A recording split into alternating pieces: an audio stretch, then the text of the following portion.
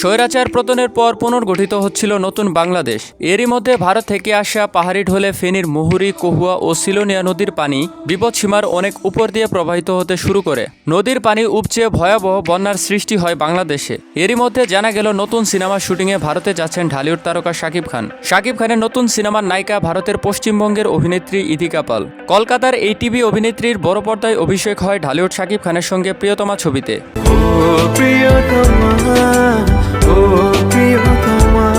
সেই নায়িকা ও শাকিবকে নিয়ে নতুন সিনেমা বানাচ্ছেন মেহেদী হাসান হৃদয়। এই খবরটি জানিয়েছে ভারতীয় একটি সংবাদ মাধ্যম।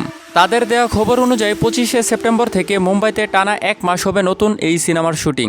গত বছর থেকেই এই সিনেমা নিয়ে আলোচনা চলছিল নির্মাতা ও শিল্পীদের মধ্যে। অবশেষে চূড়ান্ত হয়েছে শুটিংয়ের তারিখ। শেষ খবর পাওয়া পর্যন্ত জানা গেছে এই মুহূর্তে শাকিব খান আছেন যুক্তরাষ্ট্রে। সেখান থেকে তিনি দেশে ফিরবেন নাকি সরাসরি মুম্বাইতে গিয়ে শুটিংয়ে অংশ নেবেন তা এখনও জানা যায়নি। শাকিব খানকে সর্বশেষ দেখা গেছে তুফান সিনেমায়। বাংলাদেশে ছবিটি চলাকালেই তিনি যুক্তরাষ্ট্রে চলে যান বলে তার নিকটস্থ সূত্র জানিয়েছে।